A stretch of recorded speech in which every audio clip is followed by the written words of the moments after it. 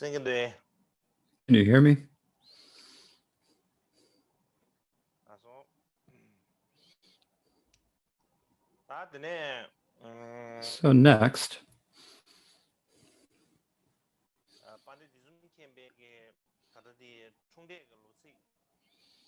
in terms of the dates of to digress from the dates of Jusum Khenpa,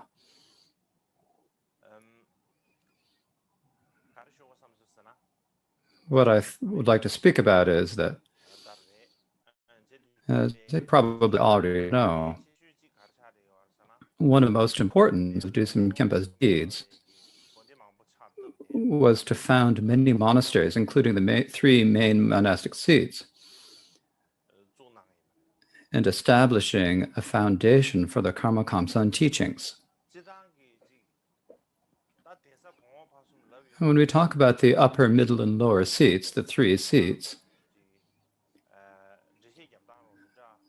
there are several different ways that we can describe them and identify them. However, generally, it's basically giving them different ways of naming them. They're calling them the upper, middle, and low seats, the places, the three chakras of body, speech, and mind, and so forth. So there are a few different ways that they are identified, or that they're named. If we think about in terms of talking about the three chakras of the body, speech, and mind, the reason why they're called the places of body, speech, and the chakras of body, speech, and mind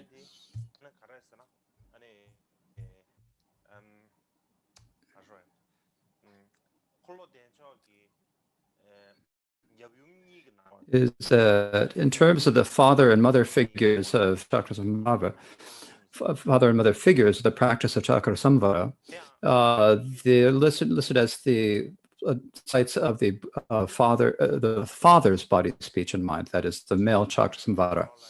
Also in Miksha Dorje's own description of various sites, or in his instructions on the Chakrasamvara Tantra, he said that in the places meditating on the Chakrasamvara, there are the places where the three channels, the central, the right, and the left, came inside are Tsurpu, Kampu, Nenang, and Karmakandri.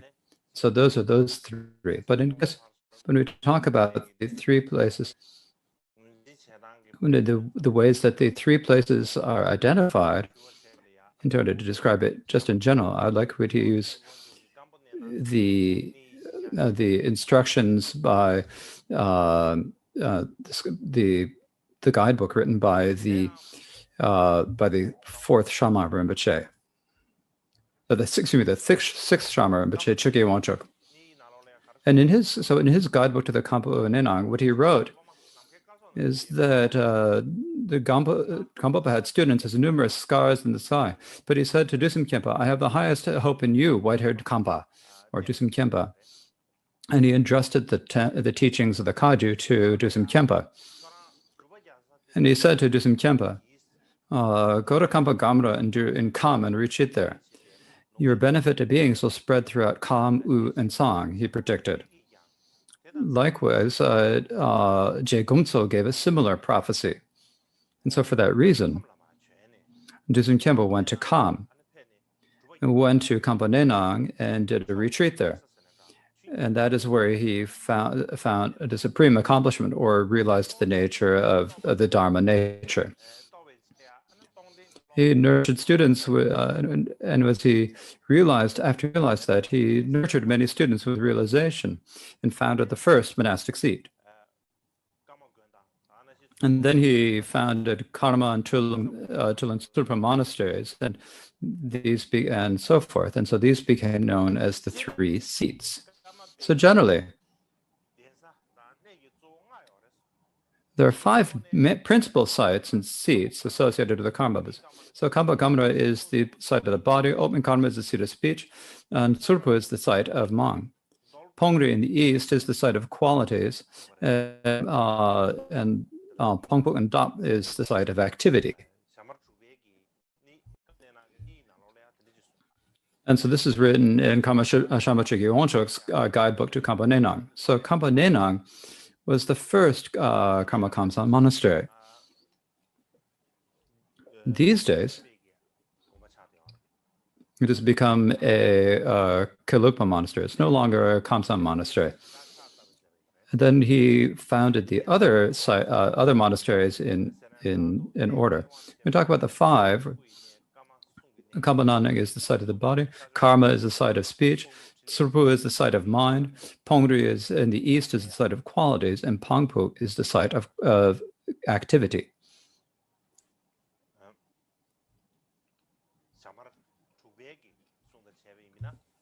This is according to the site of according to the sixth Shama. That is, these are the places of the five activity, the five qualities. Likewise, in they're the three places of the Father. They're the sites of the body, speech, and mind. There's Kampa Kamra, and Kampa Kamra is the spiritual seat, is the of the body, and Tsurpa is the site of the mind, and the site of speech is karma. We identified these as the three chakras: body, speech, and mind. And so the main reason why these are called the chakras of body, speech, and mind is because that between the male and female figures of chakras, there are the three sites of the female figure, and Tsari,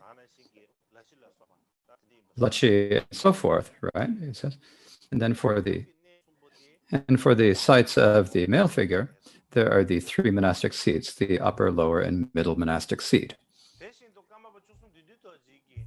Likewise, the 13th Karmapa wrote a text called the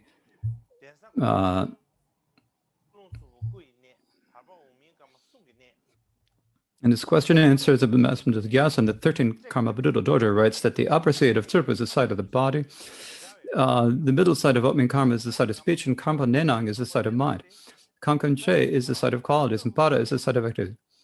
So this is like, but if we compare it to a white conch, Tsurpa is like the mouth, the belly is like a karma gong, and the tip is karma neong, kamchim, and para are like the streamers on a conch. So this is comparing it to the five sites of the five areas of a conch. So he says that kamchin, and while comparing this, he says kamchin and ne.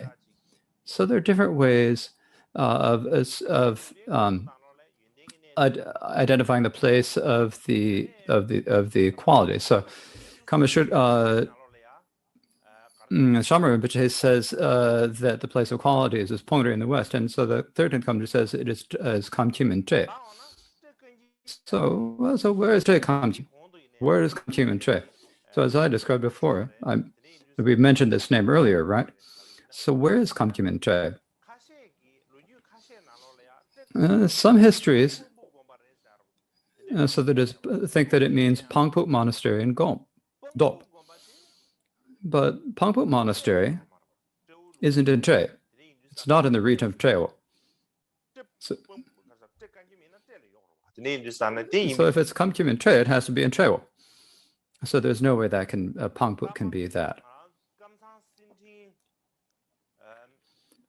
We have the Golden Garland of the Kamsan written by, prepared by Siddhu Chökyi June and another author. It quotes an autobiography of Karma Pakshi. And what that says is, in the year of the rat, in Surpu at midnight on the 29th of the 6th lunar month, so I'm not sure which year of the rat that was. I don't know so at the 29th of the 6th month. If I don't read the debate, I'm not going to read the whole quote. It's basically, so the protector Bernakchen with locks reaching the sky and wearing a black crown that covered the earth.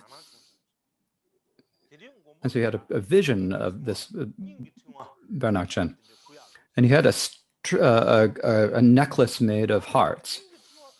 And as he was wearing the necklace, so how many hearts were on that when he thought about that? He thought that there were 150 hearts on the necklace. And he was surrounded by the retinues of the protectors of the 10 directions, who all had very wrathful appearance. And so this is the vision that Karma Pakshi had. But at that time, Karma Pakshi said, what is this? And he wondered, what is the reason why he's having such a vision? And so that afternoon, he offered a nice big torma. And when he looked with his clairvoyant powers, it was the birthplace of Dusum Khyentse in Kamkyen Minche had been destroyed by evil people and so Kamkyen Minche was so he's clearly saying that Kamkyen Minche was at the birthplace of Dusum Khyentse. It had been destroyed by evil people. Some evil people had destroyed the monastery. And that the monastery was now left without anyone taking care of it. They're just leaving the ruins. And so there are he had seen signs that this had happened. And so for this reason, Kamkyen Minche is very clearly Dusum Khyentse's birthplace. Also, it's said there's quite a bit about it from the liberation stories of the seventh Karmapa, Chöre Gyatso. And also in the travelogue I mentioned before, the Vajra Splitter travelogue, it says that there were ruins of the Kamchen monastery near Dusum Khyentse's birthplace. And so he actually saw these. And so for these reasons, it's very clear that Kamchen was in Chewo and that it was near Dusum Khyentse's birthday in Ratak. But when you talk about Kamchen Monastery in Che, it's like you never heard about it before. And so later you weren't able to have it. And so why is it that it was later why is it became well like that? If we look at the life stories of Chöre Gyatso, so at that time, and it mentions the place of activity, Kamchen. So at that time there was the Kamchen, and there were people who were taking care of it. And so it describes clearly how that the monastery was active and how he appointed people to take care of it. But during the time of the ninth Karmapa, there's not even a single word mentioning the Kamchen monastery in Che. The ninth Karmapa was born in Che. So you would think that there should be some stories related to Kamchen monastery in Che. So but there's nothing. So I think whether it's the latter part of this seventh Karmapa's life or the early part or during the time of the eighth Karmapa, I wonder if it was destroyed during that time. Then also the 13th Karmapa also mentions the place of activity as being Para. Para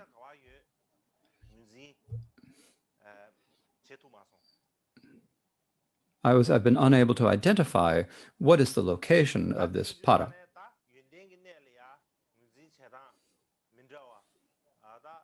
And so there are different ways of identifying the place of activity.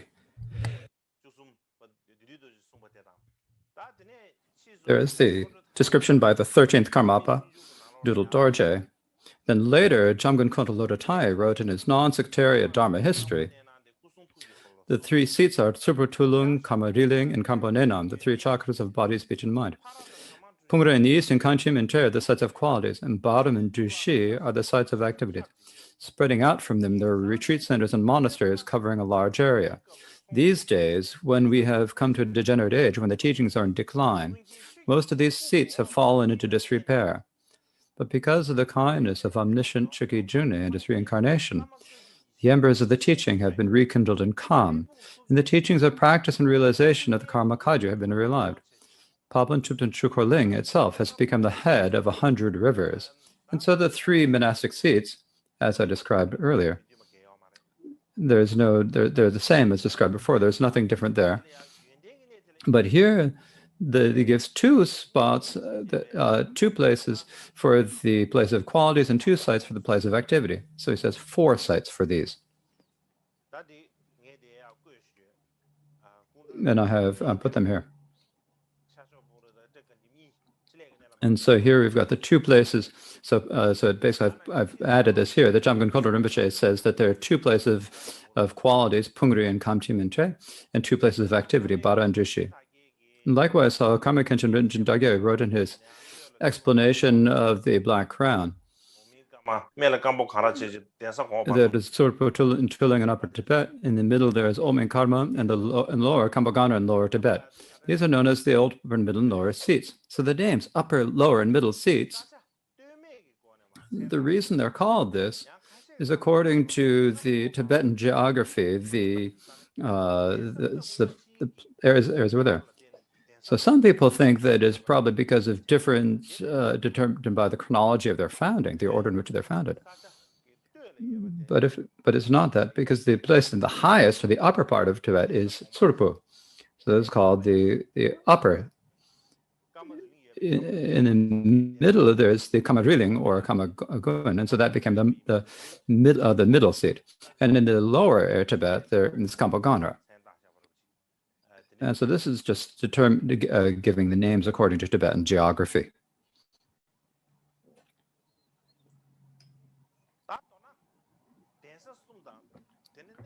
So basically, we've got these 3 seats and the 5 sites. They should probably be presented primarily as sites associated with the Dusum Khyentse. But as I mentioned before, the 6th Shalma Rinpoche, and in others, a way of descriptions, Pungri Nyis is said to be one of the places of sites of qualities. But it wasn't founded by Dusum Khyentse, it was founded by Karma Pakchi. So if we considered it as founded, we might think that if we consider it as being founded by Karma Pakchi, then it shouldn't be included. But maybe, but if we think maybe there was a reason why there was going to, maybe it's because Che Kamchim had been destroyed, and it's maybe this was put in as as a replacement. That could be it, I think. Likewise, as I mentioned, the Pangpuk Monastery in Dop is the site of qualities.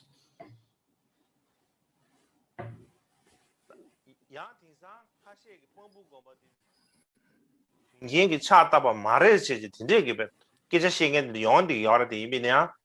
there are also people these days who doubt that it was founded by the Dusum Khyentse. But history is written through the time of the 10th Karmapa, describe clearly that it was founded by Dusum Khyentse. So I do not think there is any room for doubt. Now here, Jamgon Khenchen Rinpoche gives in his non-sectarian Dharma history, says that Barwa is one of the 2 sites of activity. And so when I think that this Barwa is probably the same as the Para that was mentioned by the 13th Karmapa, Doodle Dorje, but we haven't been unable to identify it. So Dhamma Rushing is now in the range of Shu in Nima Dzong, in the Nima district. And we have been able to identify this site. So basically, if we sum it up, there are many famous monasteries that were founded by the Karmapas and their heart sons. And for example, there is also the Rumtek Monastery that was founded by the 16th Karmapa, the Rumtek Karma Triana Dharma Chakra. And this can also be considered a seat, but in terms of the histories, it says there are the 3 seats and the 5 sites of body, speech, and mind.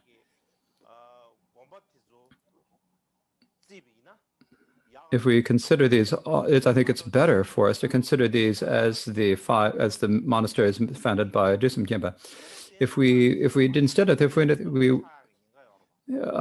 If we can include the ones founded by later Karmapas, instead of there just being 5, there'd probably be 50 sites. And then if we'd figure out, well, whose site should we include, whose site should we not include, and there'd be debate about that. And so the main point is that the reason why I'm pointing these the three main monasteries, the 3 seats, and the 5 sacred sites of body, speech, mind, activity, and qualities and activity.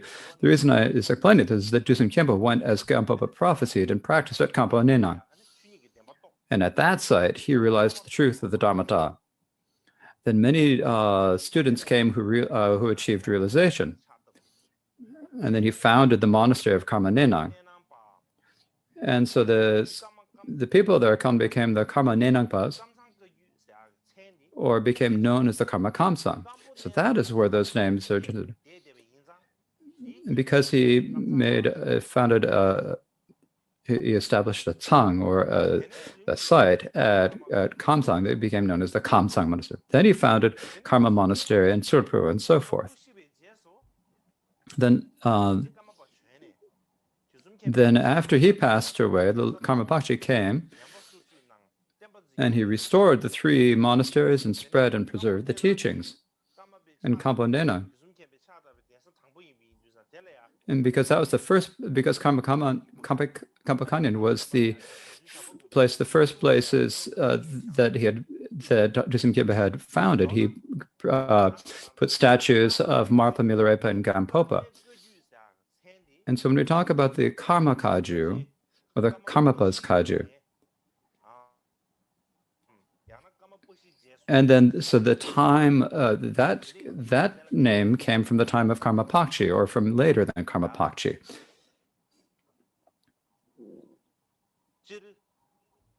So generally, all of the incarnations of the Karmapa are like the heads of the Karma Kaju, of the Karma Kansan teachings, and so Dusum Khyentse was like the person. Dusum Khyentse and Karma Pakshi are the people who founded and the people who spread the Karma Kansan teachings. And so for these reasons, the seats that they established and founded are the most important, and most important in terms of history and sacred as well. In particular, the places founded by Dusum Khyentse are like the mother monasteries of the Karma Kaju, or like the foundation of the Karma Kaju teachings. So nowadays, in terms of this days, the monasteries that Dusum Khyentse founded, and the monasteries that Karma Pakshi founded, many of them have fallen into disrepair, and they're in a very bad state. Even though whether or not the state now is in disrepair or not, for our perspective, we need to respect them and serve them.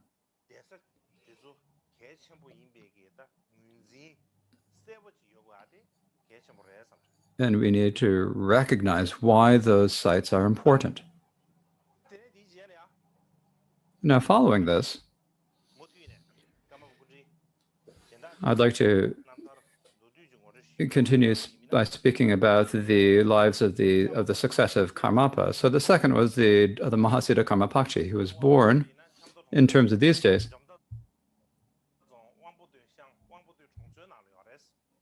it's Wangbuding village and Wangbuding town in Jiangda, Chengdu. And so the names of the father, mother, and so forth, and the names and so forth are written on here.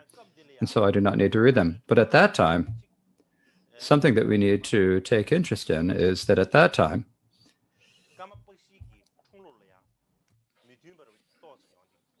there are some differences about different accounts of the year of Karma Pakshi's birth.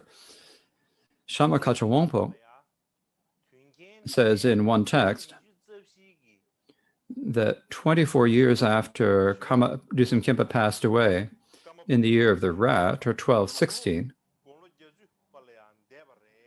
he passed away, and that he passed away at the age of 80 in the year of the sheep, or 1295. However, it's very clear what year Rangjung Dorje was born in. So if we take Shama Kacha Wongpo, then we'd have to count them as half years.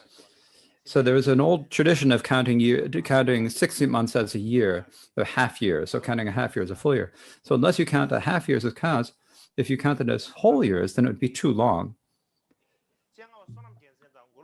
also, Cheng Ao, Shina Jiaozhen, and Go Lutao recorded in the Blue Annals. They did a lot of research, and they say that he would have had to have been born in the year 1204. But Goshri Palcho Dundo, Palzo Tongo, Mikyo Dorje, Karmatsini Pasang, and most other Kansan scholars assert that Karma Pakchi was born in the year of the fire tiger. And so the Metatars of Fires have written before it. So this was in 1206. In any case, between the births, the passing of Dusum Khenpa and the birth of Karma Pakchi, there was at minimum a gap of 10 years.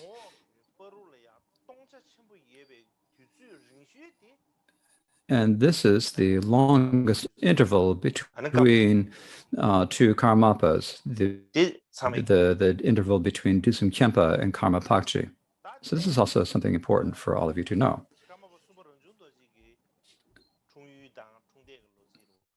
Next, for the third Karmapa, Rangjung Dorje, I'll give his an introduction to this. His birthday in these days was in terms of days is in Bengzha and Jilongzhong Jilong Rikadze. So I've written it down here in the Chinese pronunciation. So so this is according to the Chinese pronunciation and spelling. And also the names of his father and mother, the year of his birth, his name and his lifespan and so forth. And when he passed away, there's no doubt about any of that.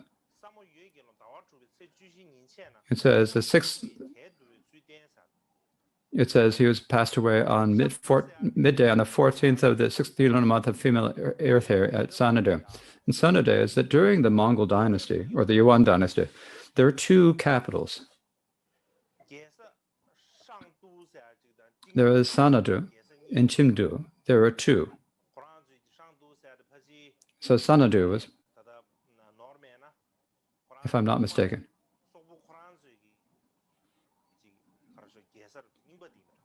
was the old, probably, if I'm not mistaken, is the old capital of the Mongols. And so the Chengdu is the capital. And so he passed away at Sanadu.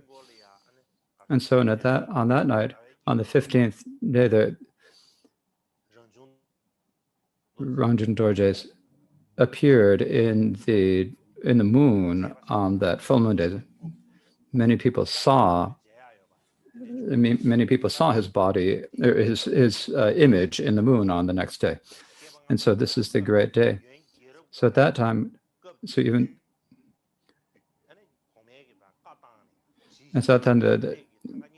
is written, there's a tanka that was painted during the time of the Mongol emperor that depicted this. Now it's no longer available. And so there is a tradition of drawing Rangjung Dorje in a full moon. Also when Yeshe Dorje passed away, many people saw him in the sun. So sometimes he was called there's also a tradition of making tankas painting him in the images of the sun. And so Karmapa Rangjung Dorje is the one known as there's a way of painting tankas depicting Rangjung Dorje as with a face in the moon, depicting Yeshe Dorje as a face in the sun. So the fourth is Rope Dorje. So in terms of modern times, this is in Chamdo-dongke, the Chengdu city, in Bemba district, in Jiagung and Alanka. This is the birthplace in modernism, and the rest is all clear. It's not necessary to say much more about them.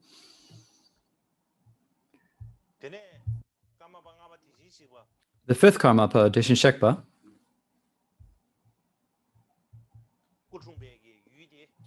it was the place he was born is in these days. It was in Yudin Gompu, and so was born in Linji in Jiangdou County. And I don't need to mention his parents' names. the year he was born was in 1384. He was called Chipel Sampo as his Dharma name.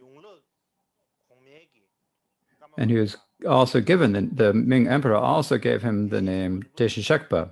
As I mentioned, Deshin Shekpa, the king of Dharma.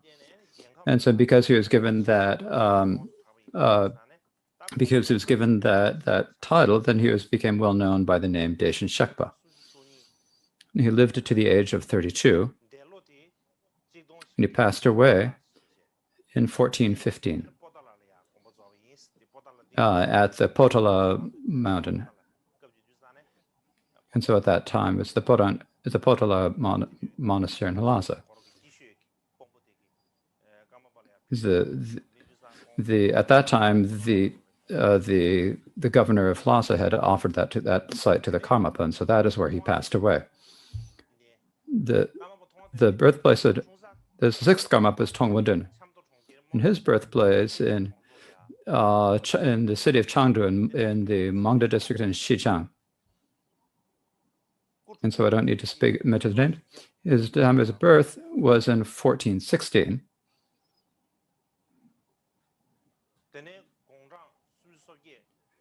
And he lived to the age of 38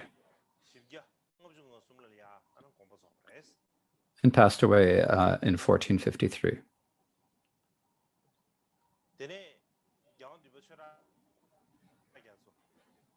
And the seventh, then there's the seventh Karmapa named Chodai Gyatso. In terms of, he was born in Changdu city in Pyamba and Jinning in Chinda. So this is the modern spelling. The year of his birth was in 1454. And he lived 53 years.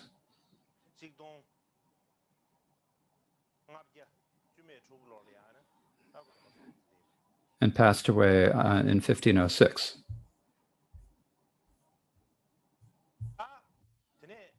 So now we have, this is the birthplace of the eighth Karmapa, Mikyo Dorje.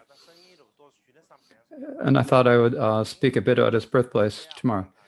And the reason is because I've spoken about too much about birthplaces today. And if I say too much, there's a danger you'll all get totally bored. So I don't need to speak about that today. So next, I need to start speaking about the autobiographical praises, because if I don't and only tell stories, I'll never finish them. So of the two autobiographical praises, there is the first stanza of the good deeds, and the first stanza of the praise he searched for themselves. These two stanzas are connected to each other, and so I thought I would speak about the first stanza of the praise he searched thoroughly.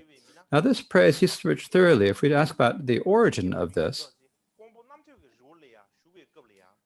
when Mikyo Dorje was in Kongpo at Namto Mountain in Kumto, he wrote this praise and offered it to Karma Trungpa. It was a praise of Karma Trungpa. But Karma Trungpa said, I don't have the qualities like that at all, so I can't. So he once again, then I'm giving it to you, Mikyo Dorje. And he gave it, and he offered it back to Mikyo Dorje. And so this is what is said in Shamar Kunji Yenlak's annotated commentary on the praise. So this is similar to how Je Tsongkhapa wrote a praise of Jetsun Rindawa, who then offered it back to him. And this became the praise that we call the Miktsema, or a very famous praise written by Tsongkhapa. So it's a similar way that it was written. According to the Dharma History of Feast for Scholars, Pao Zhuo Chengwa wrote a commentary, an explanation of this entire praise. Likewise, this praise he searched for thoroughly is included in the Sita Chugyu Junei's prayer book for the Karma Kamsan. So in order to speak about the Dhamma, I did this too quickly. I made a typo error, so I better go over it very quickly.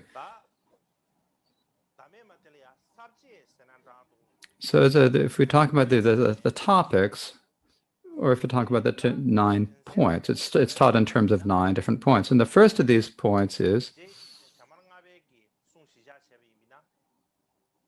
if we take the fifth Shama, Kumachun Yanlak's description, it says how he first entered the teaching himself and then brought others into them.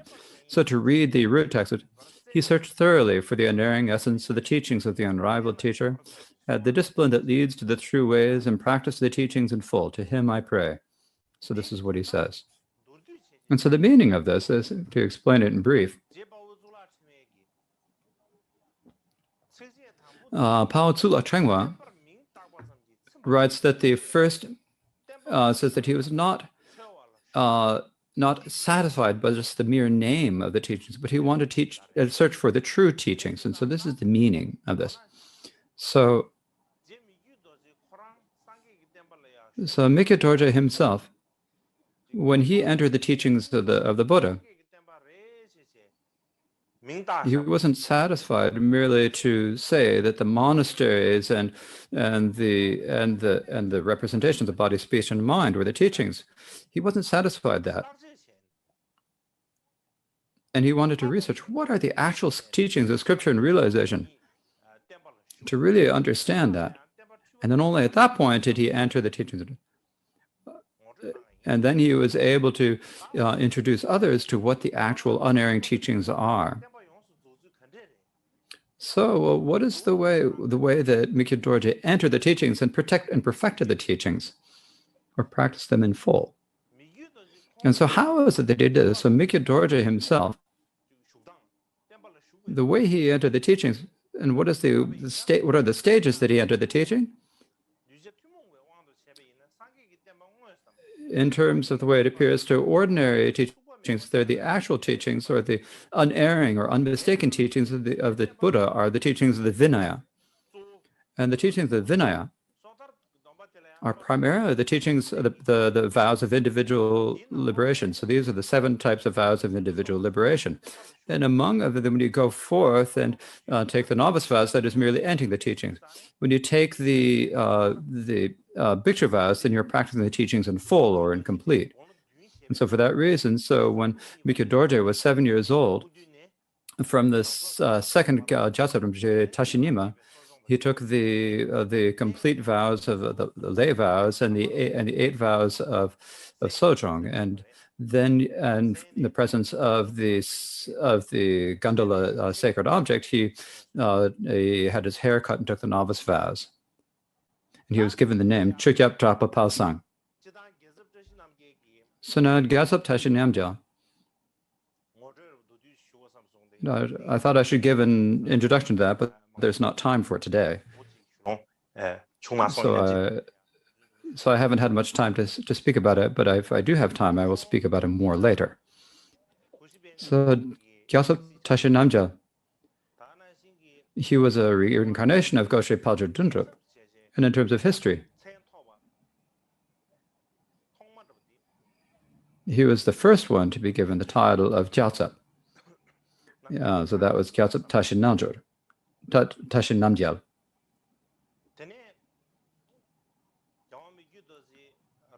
And when Gyaltsab Mikkyö Dorje went forth, what was the sacred object in the presence of which she went forth? It was the gondola. The gondola is the most sacred object, or the most sacred representation of the great encampment.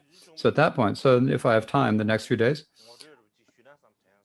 I thought I should give an introduction to the gondola. And so for this is the most important sacred object of the Karma Gachan. But if we talk about it these days, what is the gondola? Most people just don't know what we're talking about.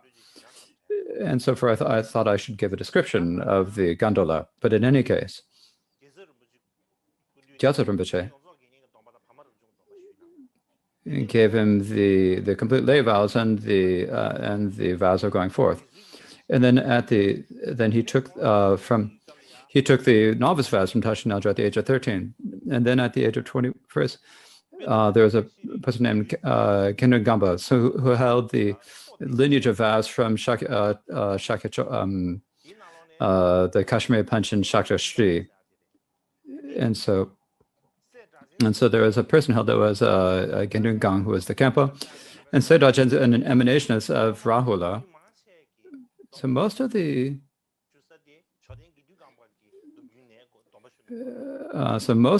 Karmapas had taken the vows of the from Gendun Kama, Gang's lineage, and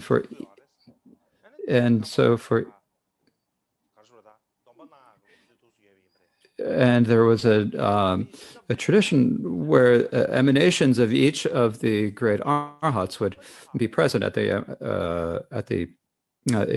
ordinations of the Karmapas. And so during the time of the 8th Karmapa, it was the son Rahula.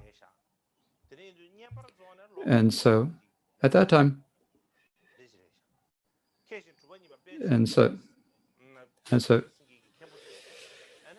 Chudup Sembe was the and Kamatunipa was the Kamatuli was the activity master, and Tashi Sampo was the private questioner. And so in the presence of an assembly and became a holder of the complete vows of a bhikshu. And so this is how he entered the teachings and practiced the teachings in full. So I think that is probably enough for today. So we'll take that as enough. And tomorrow I will continue teaching.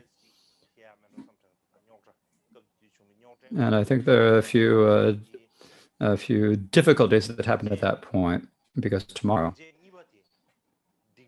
is the second, the topic of how he gave up or abandoned harmful friends. And so this is something that Mika Dorde had great difficulty with from an early age.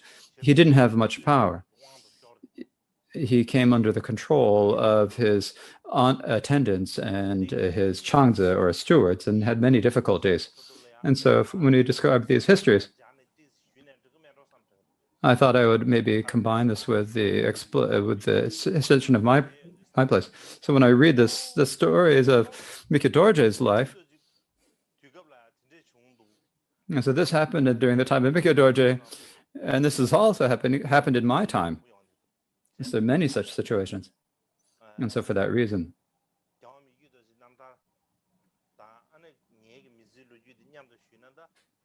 so I thought I should combine. It's probably inappropriate for me to talk about the life of Mika Dorje and my own life at the same time. It's probably not appropriate, but so I think that so I'm going to, forget about being modest and just say a little bit about this, because I think I hope that it'll be helpful for all of you.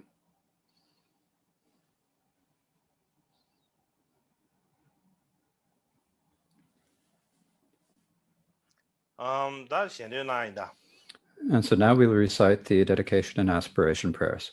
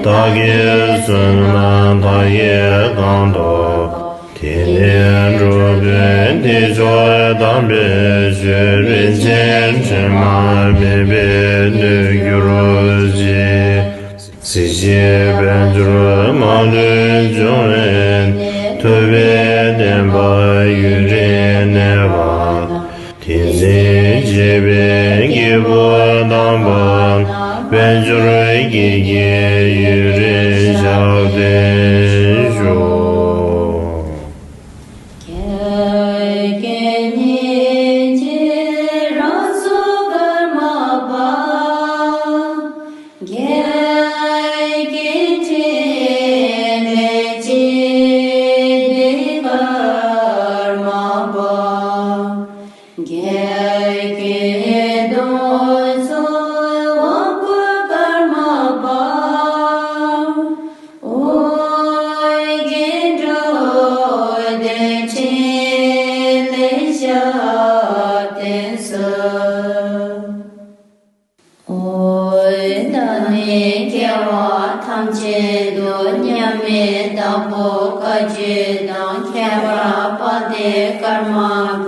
Jizo kendo mi je